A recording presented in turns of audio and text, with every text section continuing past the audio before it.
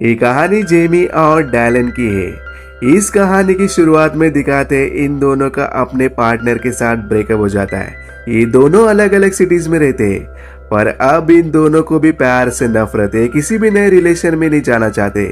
Jamie New York city में रहते और वो एचआर डिपार्टमेंट में काम करती है, इसलिए डेलन को न्यूयॉर्क में इंटरव्यू के लिए बुलाती है। दरअसल जेमी डेलन का 6 महीनों से पीछा कर रहे थे और आज डेलन को 6 महीने के बाद इंटरव्यू के लिए न्यूयॉर्क सिटी में आया है।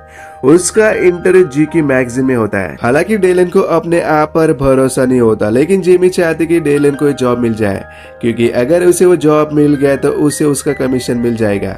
डेलन जीकी मैगजीन में इंटरव्यू देता है और उसे वो जॉब मिल जाती है, लेकिन अभी भी वो डिसाइड नहीं कर पाता कि उसे वो जॉब करना है कि नहीं, क्योंकि उसे न्यूयॉर्क सिटी पसंद नहीं है। इसलिए जेमी उसे न्यूयॉर्क सिटी में घुमाने ले जाती है और इस सिटी के अलग अलग खूबसूरत जगह पर ले जाते हैं। लेकिन अब डेलन फैसला लेता है वही जॉब को करेगा और वो जेकी मैगजीन में असिस्टेंट डायरेक्टर की पोस्ट पर लग जाता है। अगले दिन जेमी उसके ऑफिस में आती है और उसे कॉन्ट्रैक्ट साइन करवाते हैं और साथ साथ उसे ये भी कहती है तुम 1 साल से पहले जॉब को मत छोड़ देना, क्योंकि 1 साल पहले डेलन ने इस जॉब को छोड़ दिया तो जेमी को उसका कमीशन नहीं मिलेगा। डेलन उसे पूछता है क्या तुम मुझे रेस्टोरेंट के बारे में बता सकते हो। वो ऐसा इसलिए कहता है क्योंकि उसे इस सिटी के बारे में ज्यादा नहीं पता होता। जेमी को लगता है कि उसे डेट के लिए पूछ रहा है, लेकिन डेलन उसे क्लियर करता है कि उसे डेट के लिए नहीं कह रहा है। इसके बाद ये दोनों लंच करने जाते हैं और वो दोनों बातें करने लगते हैं। बातों ही बातों में एक दूसरे के बारे में बात करने लगते हैं।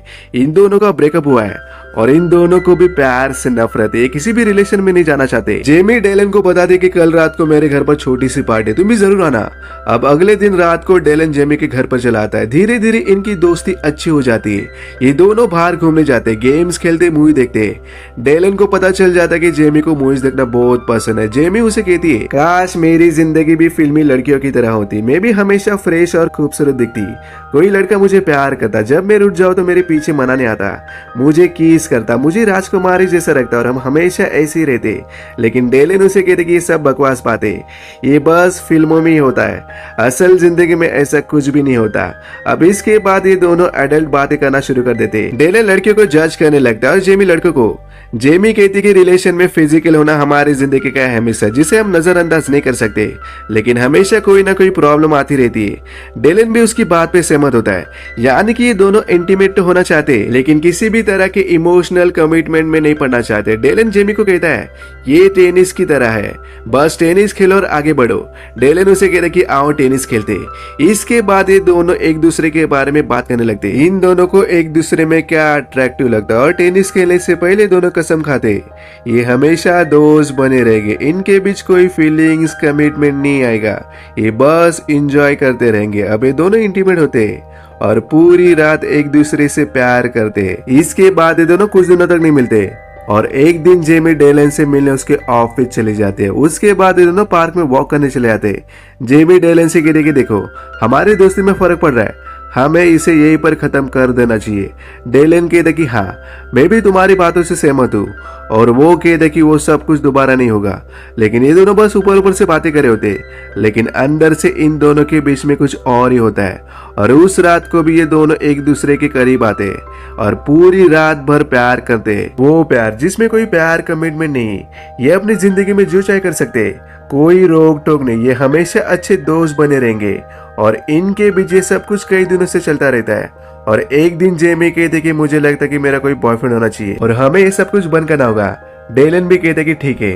तभी डेलन को एक खूबसूरत लड़की दिखाई देती है, उसके पास जाकर उससे बात करने लगता है, लेकिन वो लड़की उसे कहती कि मैं मैरिड हूँ, मेरे 2 बच्चे। ये सुनकर वो वापस चला आता है। इस बात से जेमी उस पर बहुत मजाक उड़ाती है। अब जेमी को भी एक लड़का दिखाई देता है और उससे मिलने उसके पास चले जाते हैं, लेकिन डेलन उसे कहता है कि उसके पास मत जाओ, मुझे लगता है कि वो प्ले बॉय है। लेकिन जेमी उसके पास चले जाते हैं और उसके साथ बात करने लगती है और उसका नंबर भी लेती है। अब वो दोनों फ्राइडे को मिलते हैं। उसके साथ जो लड़का होता है उसका नाम पार्कर है, वो एक डॉक्टर होता है। उसके बाद लगातार कई दिनों तक मिलते रहते और एक रात को ये दोनों करीब आते हैं और अगली सुबह पार्कर उसे छोड़कर जाने लगता है। दरअसल उसका मकसद यही होता है कि वो जेमी के साथ एक रात गुजारे। वो जेमी को कहता है कि मैं तुम्हारे सपनों का राजकुमार नहीं हूँ, और जेमी उसे कहते तुम भाड़ में जाओ। पार्कर वहां से चला आता है और जेमी डेलन के पास जाते हैं। डेलन उसे कहता है कि एक लड़का है, उसे तुमसे कई दिनों का टाइम मांगा और उसके बाद उसे जो चाहिए था उसे मिल गया। इस बात को तुम यही खत्म कर दो, तुम्हें अपने मॉम के साथ छुट्टी पर जाना चाहिए, जो तुम लोगों का प्लान था। डेलन जेमी को एक पेंटिंग भी गिफ्ट करता है क्योंकि उसे पता था जेमी को पेंटिंग पसंद है। जेमी उस पेंटिंग को लेकर अपने घर पर आते और वो देखते कि उसकी मॉम ने उसके लिए नोट छोड़ा है और उसमें लिखा होता है कि उसकी मॉम वापस जा रही है। दरअसल उसकी मॉम उसके साथ नहीं रहती, वो कभी कभी वहां पर आते हैं। अब जेमी का छुट्टियों का प्लान भी कैंसिल हो चुका है। वो डेलन को कॉल करती है। डेलन अपने घर लॉस एंजलिस जा रहा था। वो जेमी को बोलता है कि तुम्हें मेरे साथ मेरे घर पे आना चाहिए। हालांकि जेमी उसके साथ जाने के लिए मना करती है, लेकिन डेलन उसकी ऑनलाइन टिकट बुक कर देता और ये दोनों लॉस एंजलिस डेलन के घर पहुंच जाते हैं। डेलन की फैमिली में उसकी बहन और उसके बहन का बेटा और उसके डैड होते हैं। उसके डैड को बीमारी होती है जिसमें इंसान कभी कभी सब कुछ भूल जाता है और डेलन की मॉम और उसके डैड का डिवोर्स हो चुका है, इसलिए उनके साथ नहीं रहती। यहाँ पर डेलन की फैमिली जेमी से मिलकर बहुत खुश होते हैं। जेमी को भी डेलन की फैमिली के साथ वक्त गुजरना अच्छा लगता है। वो उनके साथ बहुत एंजॉय करी होती है। रात के वक्त डेलन की बहन और जेमी एक दूसरे के साथ बात करने लगते हैं। जेमी को डेलन के बारे में यहाँ पे बहुत कुछ पता चल जाता है, जो बातें डेलन ने उसे कभी नहीं बताई थी। उसके बाद ये सभी अपने अपने कमरे में सोने जाते हैं। डेलन जेमी के रूम में चला आता है। हालांकि उन्होंने एक दूसरे से वादा किया था कि इनके बीच फिजिकल रिलेशन नहीं हुआ, लेकिन ये दोनों अपने आप को रोक नहीं पाते और एक बार फिर से ये दोनों एक दूसरे के करीब आते हैं। जेमी डेलन की फैमिली के साथ छुट्टियां एंजॉय करी होती है। डेलन की सिस्टर डेलन से कहती कि तुम अगले हफ्ते डैड को साथ रख सकते हो क्या, मुझे सैम को लेकर वॉशिंगटन जाना है। डेलन उसकी बात मान लेता है क्योंकि डेलन अपने डैड के बहुत करीब होता है। उसकी सिस्टर आगे उसे पूछते जेमी से दोबारा मुलाकात कब होगी। वो रूड तरीके से कहते कि पता नहीं। उसकी सिस्टर उसे कहती तुम्हारी प्रॉब्लम क्या है, क्या तुम्हारी गर्लफ्रेंड के साथ तुम्हारा झगड़ा हुआ है। डेलन उसे कहते वो मेरी गर्लफ्रेंड नहीं है। वो उसे कहते कि मैंने उस दिन तुम्हें उसके कमरे में जाते हुए देखा था। डेलन उसे कहता है हमारे बीच में बस फ्रेंडशिप का रिश्ता है, हम बस मौज मस्ती करें। उसकी सिस्टर उसे कहते तुम दोनों एक दूसरे के लिए बने हो, जिंदगी में पहली बार तुम्हें इतना खुश देखा है। डेलन उसे कहता है कि जेमी बहुत जज्बाती है, उसे कोई बॉयफ्रेंड नहीं चाहिए, उसका मानसिक संतुलन खराब है। और जब ये दोनों बातें कर रहे थे तभी जेमी ये सब कुछ सुन रही होती, लेकिन इस बात का पता डेलन को नहीं होता। और उसी रात जेमी अपना बैग पैक करके न्यूयॉर्क जाने के लिए निकलती। जाने से पहले वो डेलन को और उसके फैमिली को कहती कि मुझे ऑफिस की तरफ से अर्जेंट बुलाया, और वो बिना कुछ डेलन को कारण बताए न्यूयॉर्क आती है। दरअसल डेलन ने जो भी बातें की होती उसे जेमी को बहुत हर्ट हुआ होता है। न्यूयॉर्क आने के बाद जेमी को एक ऑफिस से कॉल आता है। ये कॉल एक कंपनी की तरफ से होता है जिसमें कंपनी का एक आदमी बोलता है कि हमें अपनी कंपनी के लिए डेलन जैसे एम्प्लॉय चाहिए जिसे तुमने रिक्रूट किया था। दरअसल वो डेलन को अपनी कंपनी में लेना चाहता है, लेकिन जेमी कहती कि ऐसा करना ठीक नहीं होगा क्योंकि उसका 1 साल का कॉन्ट्रैक्ट है। इसके बाद डेलन भी न्यूयॉर्क आता है और वो न्यूयॉर्क आने के बाद जेमी को बहुत बार कॉल करने की कोशिश करता है, लेकिन जेमी उसके कॉल का कोई भी जवाब नहीं देते। और एक दिन डेलन को पता चल जाता है कि जेमी कहाँ पर है। वो उसे मिलने चला आता है और यहाँ पर डेलन को पता चल जाता है कि जेमी उसे क्यों नाराज है। डेलन कहता है कि मेरी सिस्टर मुझे एक ही सवाल बार बार पूछ रही थी, उसे लगा तुम मेरी गर्लफ्रेंड हो, इसलिए मैंने उसके सवालों को टालना चाहता था, लेकिन जेमी उसकी कोई भी बात सुनना नहीं चाहती। और यहाँ पर इन दोनों के बीच में लड़ाई शुरू हो जाती है। दोनों एक दूसरे को गलत ठहराते और जेमी वहां से चली जाती है। हालांकि दोनों की दूरी एक दूसरे को परेशान करी होती है, लेकिन ये दोनों अपनी फीलिंग्स किसी को नहीं बताते। डेलन उन मूवीज को देखता है जो जेमी देखती है, और वही दूसरी तरफ जेमी को पता चल जाता है वो कंपनी जिस कंपनी का कॉल जेमी को आया था, जो कंपनी डेलन को हायर करना चाहते, वो कंपनी डायरेक्ट डेलन के पास पहुंच गई है और डेलन भी उस कंपनी का प्रपोजल एक्सेप्ट कर रहा है। यानी कि वो JQ मैगजीन छोड़ रहा है जहां पर उसे जेमी ने लगवाया था, और अभी भी 1 साल पूरा नहीं हुआ है। अगर उसने ऐसा किया तो जेमी का उसका कमीशन नहीं मिलेगा। जेमी डेलन के पास जाती है और उसे कहती कि तुम ऐसा नहीं कर सकते हो, तुम्हारा 1 साल का कॉन्ट्रैक्ट है।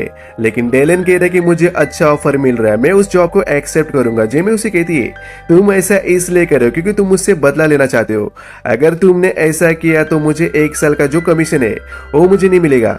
डेलन कहता है कि अगर मैंने जॉब छोड़ दी तो तुम्हें तुम्हारा चेक मिल जाएगा। जेमी कहती कि उसकी मुझे जरूरत नहीं है और वो वहां से चली जाती है। जेमी को उसकी मॉम समझाती है, वो कहती कि जो गलतियां मैंने की है उन गलतियों को तुम मत दोहराना, तुम्हें मेरी गलतियों से सीखना चाहिए।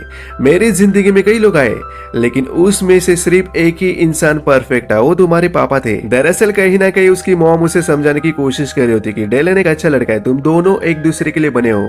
वहां डेलन के डैड भी न्यूयॉर्क में आ जाते और न्यूयॉर्क में आने के बाद डैड उसके बताते कि मेरी जिंदगी में भी एक लड़की थी और उस वक्त मैं न्यू में था। वो मुझे बहुत प्यार करती थी, लेकिन मैं उसके प्यार को समझ नहीं पाया, या शायद मैं समझ गया था, लेकिन मेरे अंदर जो ईगो था उसने मुझे ये बात कहनी नहीं थी। काश मैं उस बात को उस वक्त तो समझ पाता जब मैं तुम्हारे एज का था। इस वजह से मैंने उसे खो दिया। मैं उसे कभी नहीं भूल पाया और मुझे लगता है कि इस वजह से तुम्हारी मॉम मुझे छोड़कर चली गई। डेलन अपने डैड को कहता है कि जेमी के साथ मेरा सब कुछ खराब हो गया है, वो मुझसे बात भी नहीं करती। डेलन के डैड बोलते कि अगर थोड़ी सी भी गुंजाइश हो तो तुम अपने दिल की बात उसे बोल दो, और उसके बाद वो वहां से निकल जाते। वही जेमी को दिखाया जाता है, वो मेट्रो स्टेशन पर होती। दरअसल वो अपने मॉम को ढूंढ रही होती। वो अपने मॉम को कॉल करते और अपने मॉम को पूछते तुम कहाँ पर हो।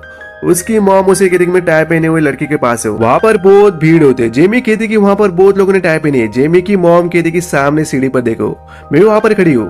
और जब जेमी सामने देखते तो वहां पर उसकी मॉम नहीं बल्कि डेलन खड़ा होता है। दरअसल डेलन ने जेमी की मॉम के साथ प्लानिंग की होती है। उसे देखकर जेमी हैरान हो जाती है और तभी वहां पर जितने भी लोग होते वो सभी डांस करना शुरू कर देते। दरअसल एक फ्लैश मॉब डांसिंग होती है जिसमें कई सारे लोग कहीं भी डांस करना शुरू कर देते हैं, और ये प्लान किया होता है डेलन ने।